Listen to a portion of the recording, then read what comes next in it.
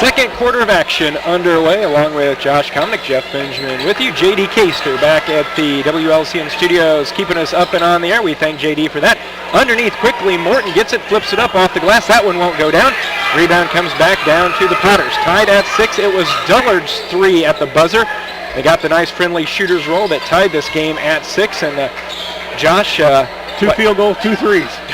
That's all. 2 field goal attempts is all that Morton was able to get in the quarter. Nice job by Horsham as they tried to go back to Starkey, and he was right in the way, got the interception.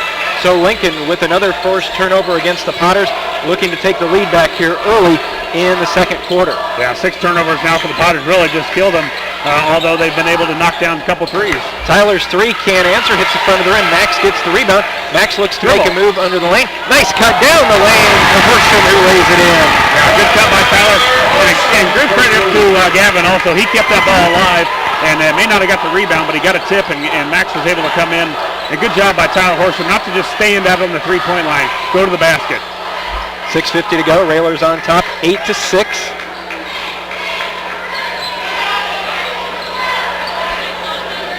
Tipped away again. Horsham with the steal. Ahead to Olden. Joey will curl back out, hand off to Cook. Max to Gavin block. Gavin's going to drive in. He pulls up from 17. He got hammered. Got hit, I think, right across the bridge of the nose or in the eyes. But Gavin will go to the line, and he will be shooting 2. Foul is going to be whistled on Taylor, I believe. That'll be his first. Yeah, and Coach Alexander, Greg, called over Max. And one thing I think Greg saw that I saw is Max got the rebound or off the steal and just kind of flipped it up to Joey, and Joey ran it out on the break to the corner where Max could just dribble that up and bring it up himself, and that way you've got a kind of a 2-on-1, and he kind of just held up for it. And the Railers have got to push the basketball a little more, and when the opportunities are there, you especially got to take advantage of them. Adam Conradi into the contest for the first time this season. He replaces Austin Cruz. Conradi, the 6'6 sophomore. Gavin's second one. That one rolls good.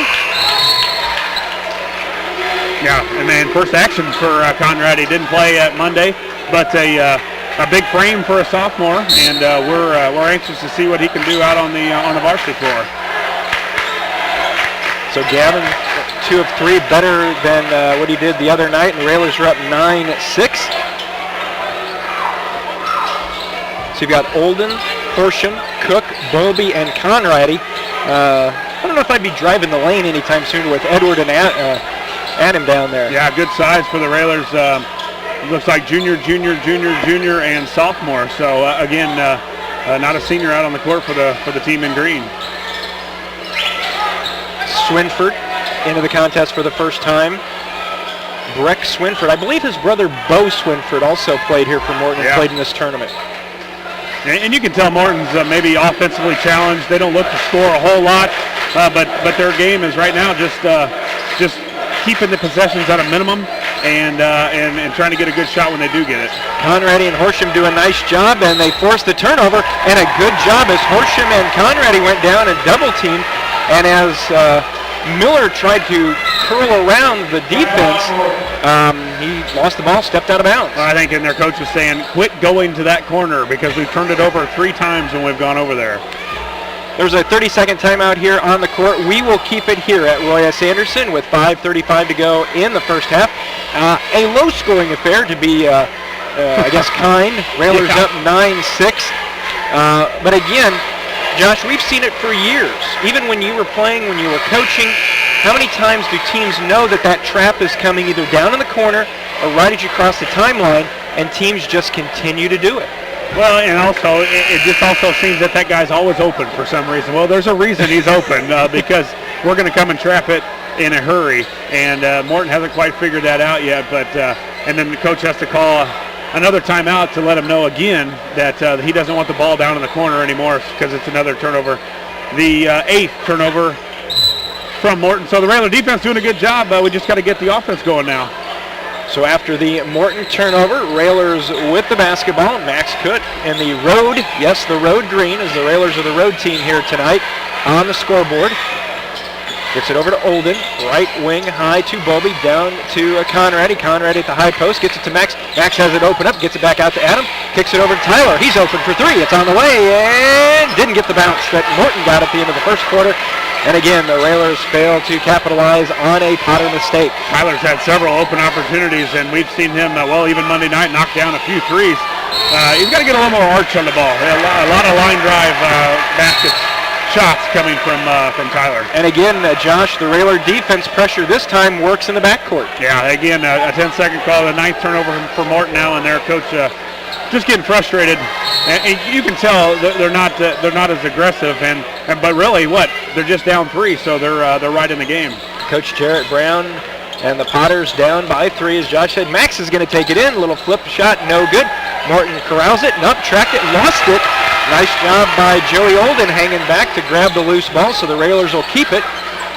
Olden quickly moves it over to Max. Max with a fake. 17-footer on the way, left it short. Yeah, Railers just short on everything tonight so far. Legs, whatever it may be, but a good pump fake by Max to get his guy off the floor. Went into a nice 15-footer, just wasn't able to knock it down. Rebound by Dullard. Now they get it to Weibel. High arcing three is no good. Miller with the board. He lost it. It looked like it was blocked by the underside of the backboard, but the official on the baseline is going to say a Railer reached in and made contact, and that foul is going to go on Adam Conradi, I believe. That'll be his third on the team, and that'll send the 6'4" senior Ben Miller to the line. He will be shooting two for Morton. The first shot other than a three that the Potters have put up. Miller's first free throw is good. 9-7.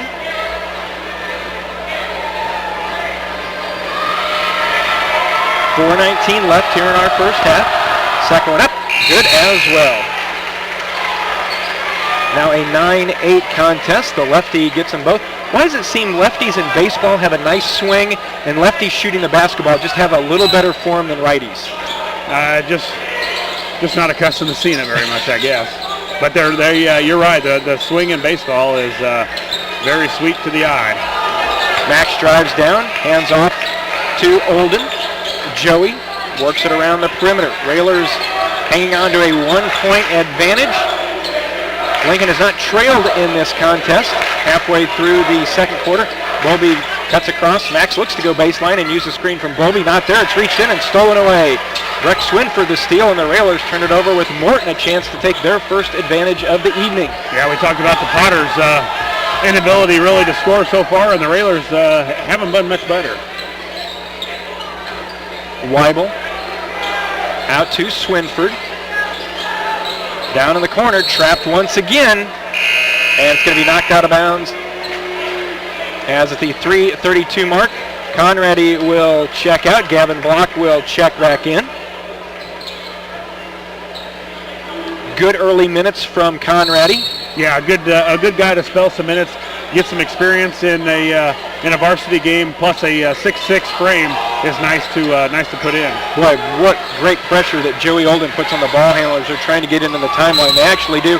And then a reach is going to be fouled on Joey coming from the right back side. And Joey has picked up his second. And Todd Belsick will be checking in. He'll be replacing Joey. Yeah, just a silly foul by Joey. Maybe just a tired foul, too. He kind of reached around the guy. More times than not, whether you hit the guy or not, it's going to be called a foul. Wide open in the corner is Taylor. He misses it off the back of the rim. Horsham does a nice job tipping it ahead to himself. Goes up with the high left, gets it to go down, and he is fouled. What a good, smart basketball play by Horsham. He's rewarded going to the line. Yeah, great job. He read the steal, tipped it to himself as he saw Potter coming at him, tipped it to himself, and went away by himself on the break, and Potter tried to catch him, but Tyler was strong enough, very strong kid, you can see by the body, an excellent baseball player. He was strong enough to get the ball up on the layup, and it was fouled. And, that just has to be instinct, because your first reaction would probably be to grab it, and he did a nice job, though. Did not convert the free throw, although Max Cook gets the rebound, and the Railers will keep it down here. Can Max connect from the corner? No, he's not going to fire off. He's going to drive it in. Bowlby, Todd Belsick, down low to Gavin. Gavin looks to make a move, kicks back out to Horsham. Railers swinging around the perimeter to an open Bowlby for three. Good movement by the Railers, very sharp passes, and and a purpose with the pass also. And we found Bowlby in the corner. That's really been his spot so far this year. Finding it in the corner, Bowlby's been pretty good from there. Edwards stretches the Railer lead out to 6 at 14-8. Morton trying to answer, trying to find some sort of offense. Now maybe that play that Tyler made was a play that will get us going a little bit. It looks like we got a little more energy now. Morton around the perimeter. Dullard over to Taylor. Taylor right in front of Coach Neil Alexander as Max Cook and Bowlby over there. Now here comes the trap. Can he get through it? And Max does a nice job of reaching in and forcing the held ball. Alternate possession goes to the Railers. And Josh, I tell you one thing, and I hope the listeners and when you're watching this online on WLCNonline.com, the viewers don't think we're being just repetitive over and over. But tonight the traps have been much more effective. And it really looked like Max was forcing him to go there. The Morton Potter guard didn't have really anywhere to go, and Coach just said, keep riding him to the corner, keep riding him to the corner, and he did. And the back came up and forced another turnover out of a trap, really in that one corner that we've been at all night. Traps have done a nice job. Well, it is hunting season, so I guess traps would be working. Block as we hit the 2-minute mark. Max fakes the 3, steps in. Oh, nice pass inside to Gavin, who uses a nice dribble to clear to the other side and lays it up and in. Max has used that ball fake, that shot fake at the 3-point line 2 times now, and both times this guy's gone off the floor to block a shot, and something good has happened twice. So now 16-8 in what was a very low-scoring game. The Railers' defense has started energizing the offense, and the Railers are up by 8. A minute and a half to go in our first half. Well, I think the Railers, too, have kind of figured out that Morton's not really going to go to the basket, and they don't really put anybody up the high post, so our guards can really extend the pressure out on the perimeter. Dullard drives in, kicks it over to the left side. They can't handle it. Another turnover. That one a little unforced.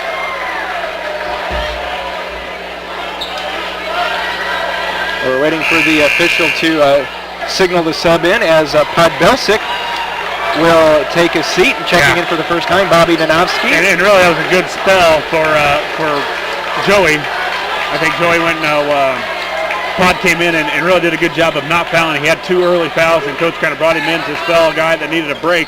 And with a minute 10 and a little lead now, you can kind of put him back on the bench, save him. Block down low on the baseline. Gavin tries to make a move, tries to go up and under. A little flip shot.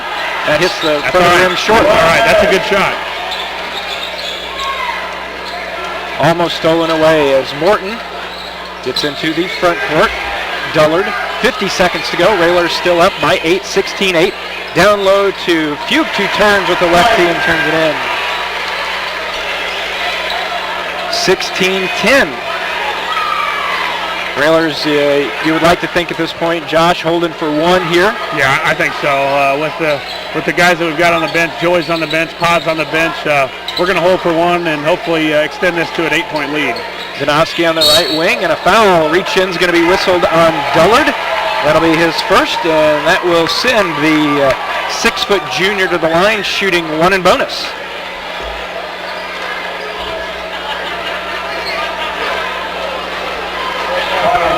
.22 seconds to go. Railers up 16-10. Free throw on the way. It's up off the back of the rim. No good. Again, free throws has been an issue early for Lincoln. 13 seconds to go. Railer lead is 16-10. Yeah, too. The Railers can be pretty aggressive here. Just 5 team fouls, so you might try and throw a foul at them. Down to 4. I'd foul right now. Down to 2. Trying to make a move. Dullard, 3 on the way. This one did not get the friendly bounce, and we are at half. At halftime, it is Lincoln with the lead. It is Lincoln 16, Morton 10. We'll be back with our halftime in just a moment. We will take a 2-minute timeout. You're listening to Lincoln Railer Basketball.